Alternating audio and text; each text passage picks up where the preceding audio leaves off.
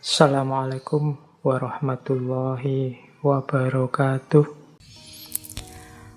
Baik, sekarang kita lihat. Kalau tadi kan, kalau bahasa di kampus dalil naklinya.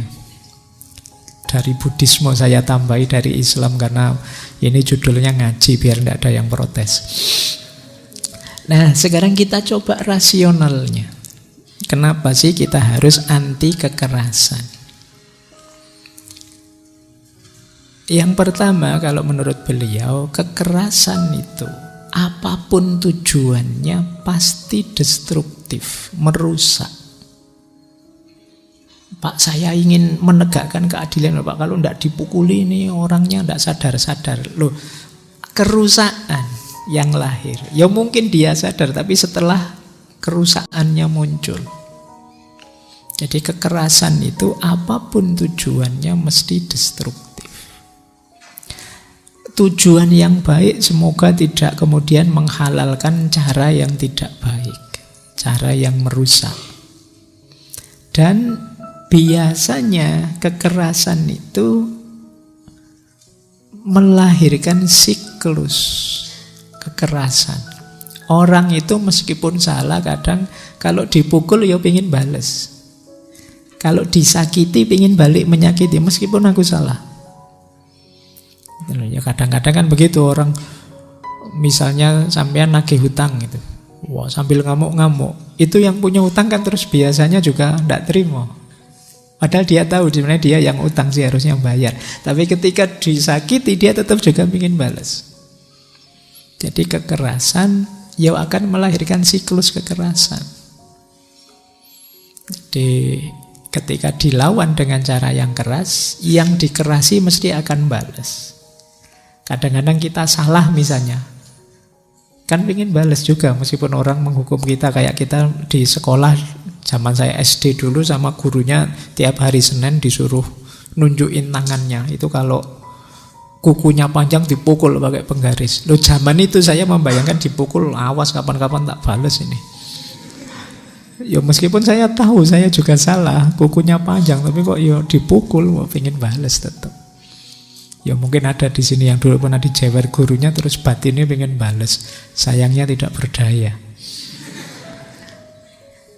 Jadi mesti akan melahirkan siklus, kata Gandhi. Jadi kalau keras dilawan dengan keras, ya siap-siapkan nafas yang panjang.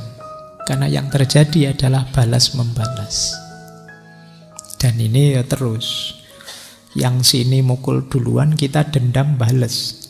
Mukul balasnya kegiatan mungkin kanu terus ini pengen balas lagi, jadi terus sama-sama pengen balas. Tidak ada orang yang sukarela mau disakiti. Nah, jadi kalau keras dilawan keras atau kita pilih jalan kekerasan, siap-siap kerusakan yang lahir dan siklus kekerasan yang tidak berhenti. Yang kedua, kalau ini agak ajaran agama beliau di Hindu ada konsep karma. Kalau dalam ilmu fisika mungkin ada kausalitas. Kalau dalam Islam ada pandangan famayyamal misqala dzarratin khairan yarah wa mayyamal misqala dzarratin syarran yarah. Apapun yang kita lakukan, siap-siaplah melihat buahnya. Maka kalau kita melakukan yang lembut-lembut, ya nanti panennya kelembutan demi kelembutan. Kalau kita menanamnya yang keras-keras, ya panennya kekerasan demi kekerasan. Kenapa sih kok hari ini rasanya keras semua? Obrolan di medsos saja rasanya keras. Konflik rasanya gampang sekali pecah, mudah sekali terjadi saling menyerang. Mungkin ya karena sedikit-sedikit tiap hari kita panen nanam kekerasan, ya panennya kekerasan. Yang kita lakukan itulah yang kita panen. Kalau dalam Hindu ada konsep karma. Maka ayo milih jalan yang lembut saja, yang enak saja, biar panennya juga enak. Jadi ini dasar berpikirnya. Jangan milih jalan yang salah, yang jelek, meskipun sedang dijahati orang. Meskipun orang lain berbuat buruk pada kita. Yang tadi kalau kata Al-Quran kan faman afa wa aslaha.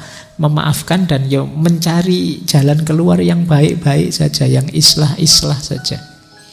Jangan nyari jalan yang merusak. Nanti ya kita sedang menempuh jalan karma yang sama, jalan balik yang sama dari dia yang melakukan. Itu berarti kelasnya terus kita sama dengan orang yang kita anggap buruk tadi. Yang sana misuh-misuh maki kita, itu kan kalau kita balas maki-maki, apa sana terus sadar, oh iya ya saya maki, dia maki, kan enggak, terus dia pengen nyari makian yang lebih dahsyat lagi. Oh terus kita, emangnya aku enggak bisa, terus pengen lebih dahsyat lagi, terus bolak-balik, akhirnya nanti ada makian level dewa yang keluar. Tambah tajam, enggak hanya hewan, binatang, kebun binatang, semuanya soalnya.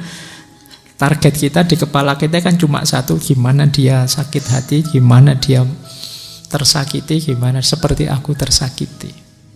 Ya nanti kita ada di siklus sebab akibat keburukan, kekerasan yang sama. Cuma ya menjalankan kayak gini ya memang abot. Kalian kan kalau sedang panas, sedang marah itu pinginnya bales saja. Saya sakit, dia harus merasakan sakit yang sama. Bahkan masih banyak orang yang punya pandangan hukum itu untuk balas dendam. Jadi ini yang mungkin kapan-kapan lah kita belajar filsafat hukum. Apa iya sih hukum itu ada hanya untuk kita bisa balas dendam pada orang jahat. Baik, ini dua logika. Yang pertama, untuk memilih gaya hidup anti kekerasan. Lah terus gimana Pak kalau yang kita lawan memang tidak adil, dia menindas? Kalau kata Mahatma Gandhi, kalau melawan kekuasaan yang menindas, orang itu kan biasanya punya dua opsi. Patuh saja, diam saja, tunduk pada ketidakadilan, penindasan, atau melawan tapi dengan kekerasan. Kata Gandhi, dua-duanya tidak manusiawi. Kalau kita tunduk saja pada ketidakadilan, berarti juga tidak manusiawi. Wong ketidakadilan itu tidak manusiawi.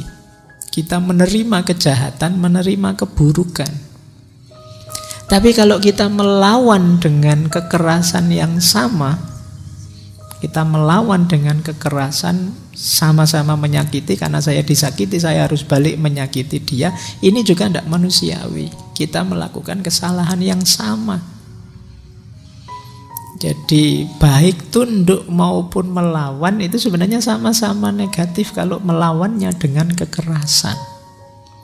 Maka opsi paling mungkin untuk mengakhiri penindasan atau ketidakadilan, ya kita melawan, jangan diam saja, tapi melawannya tanpa kekerasan. Kalau ada teman menyakiti kita, ya jangan diam saja, kita lawan. Tapi melawannya tidak dengan membalas dendam menyakiti dia. Berarti ya kalau seperti di Martin Luther King minggu lalu kan, ya gimana caranya kita hentikan kekerasan itu, kita ingatkan dia. Dengan cara yang mungkin kita jalankan. Jadi perlawanan anti kekerasan itu ya tidak dengan melakukan kekerasan yang sama, karena kalau melakukan kekerasan yang sama ya level kita sama saja dengan yang mau kita kritik. Jadi ini logikanya kenapa nanti ahimsa itu ya melawan, bukan kok diam saja ditindas orang, disakiti orang, enggak, tapi perlawanannya tanpa kekerasan. Tanpa kekerasan itu baik kekerasan fisik maupun kekerasan verbal. Saya kan tidak mukuli dia Pak, saya cuma maki-maki dia saja, saya cuma anjing-anjingin dia aja misalnya. Ya itu podo wae kekerasan. Jadi ya tidak harus kekerasan itu mukuli, ya kadang-kadang di kata-kata itu jauh lebih menyakitkan. Kalau logikanya saling menyakiti ya sama saja kita akhirnya. Jadi lawan saja ketidakadilan itu, tapi dengan cara tanpa kekerasan. Oke, untuk malam hari ini saya cukupkan sekian dulu. Mohon maaf kalau ada yang kurang berkenan, mungkin 1-2 kekurangan apa, mohon dimaklumi. Kalau ada kekhilafan, kealpaan yang teman-teman ngerti benernya seperti apa, ya silahkan disampaikan. Kurang lebihnya mohon maaf. Wallahul muwaffiq, wallahu a'lam bissawab. Wassalamualaikum warahmatullahi wabarakatuh.